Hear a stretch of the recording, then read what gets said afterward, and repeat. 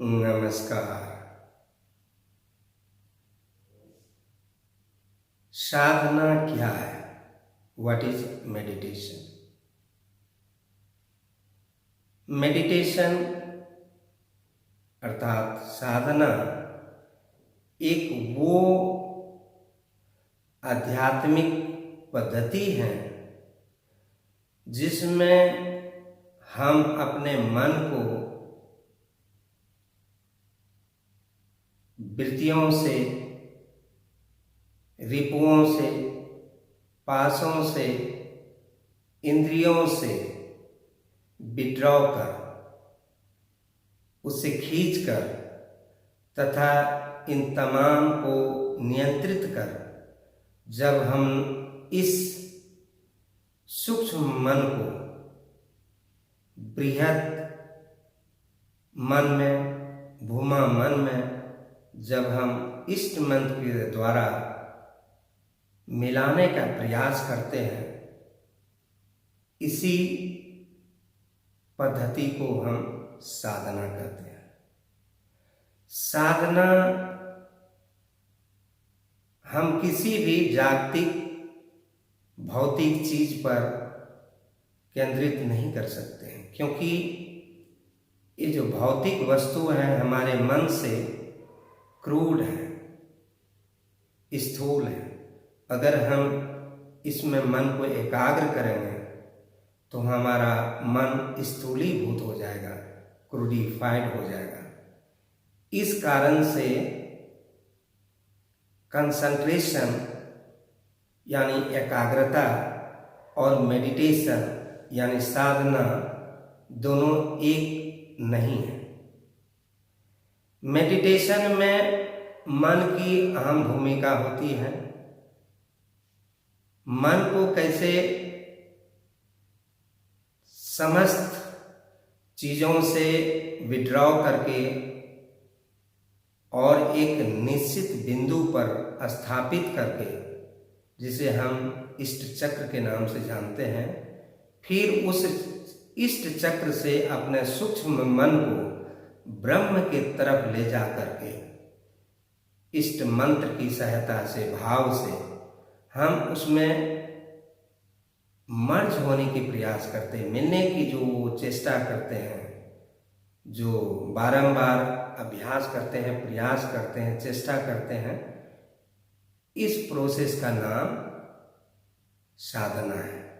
और जब आत्मा परमात्मा से मिल जाते हैं, एकीकार हो जाते हैं, इसी मिलन का नाम योग है। यानी जब हमारा सूक्ष्म मन, भूमा चैतन्य में जब मिलकर एक हो जाते हैं, इसी महामिलन का नाम परम योग है।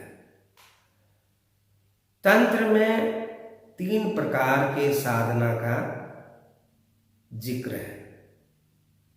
पहला है प्रवृत्ति मुखी साधना, दूसरा है निवृत्ति साधना और तीसरा है पिशाच साधना। प्रवृत्ति साधना का मतलब हुआ कि जब साधक या भक्त ईश्वर को एकाग्र करके उसमें ध्यान स्थापित कर, जब उनसे कुछ सांसारिक ऐश्वर्य की चीजों की कामना करते हैं, मांगते हैं, जैसे घर हुआ, धन हुआ, दौलत हुआ, दुनियावी चीजों को सुख भोग करने की लालसा से उनसे मांगते हैं, या यश, नाम, कैसे हम फेमस हो जाएं, कैसे सुप्रसिद्ध हो जाएं, इनकी भी डिमांड करते हैं। यानी परमात्मा से अपनी सुख के लिए, ऐश्वर्य के लिए हम उनसे दुनियावी चीजों की इच्छा करते हैं, कामना करते हैं, उनसे याचना करते हैं, उनसे मांगते हैं।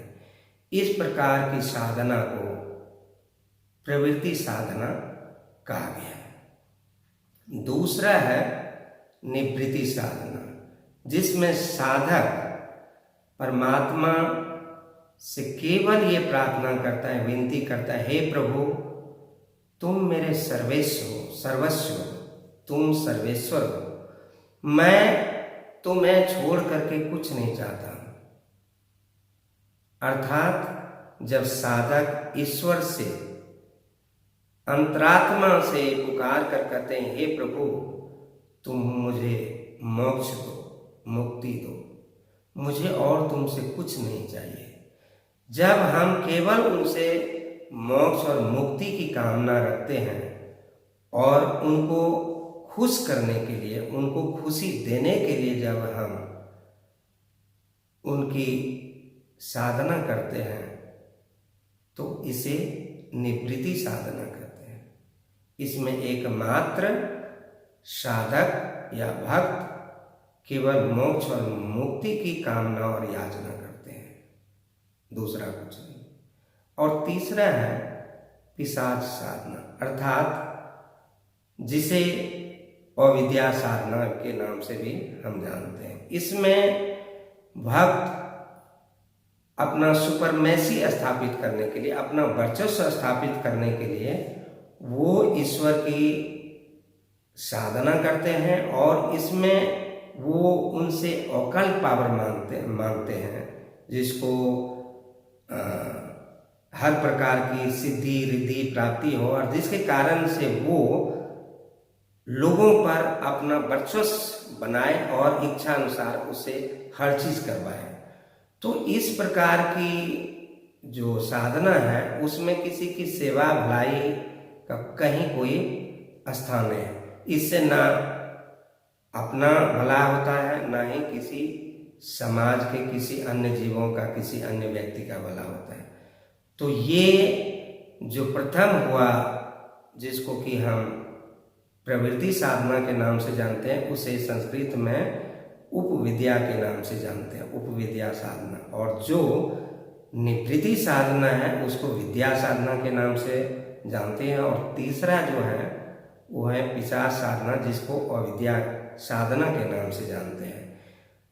तो मनुष्य के लिए उपविद्या साधना तथा अविद्या साधना दोनों ही अर्थहीन है और इसे करने से कुछ भी अंततः हासिल नहीं होता है। इसलिए सद्गुरु श्री श्री आनंद मूर्ति जी कहते हैं कि अविद्या साधना और उपविद्या साधना करने का मतलब है अपनी समय की बर्बादी, अपनी योग्यता की बर्बादी करना है। इसलिए इनसे दूर रहें। केवल निवृत्ति साधना ही हम लोगों के लिए उचित है, क्योंकि वही हमें परम मोक्ष की तरफ बढ़ने में सहायता प्रदान करते हैं और उसकी प्राप्ति कर पाते हैं। इसलिए हमें उनकी शरणागति के लिए, उनकी भक्ति के लिए, मोक्ष के लिए, मुक्ति के लिए केवल विद्या साधना अर्थात निवृत्ति साधना का पालन करना चाहिए, अनुसरण करना चाहिए। इसी में हम लोगों की अग्रगति और सद्गति है। नमस्कार।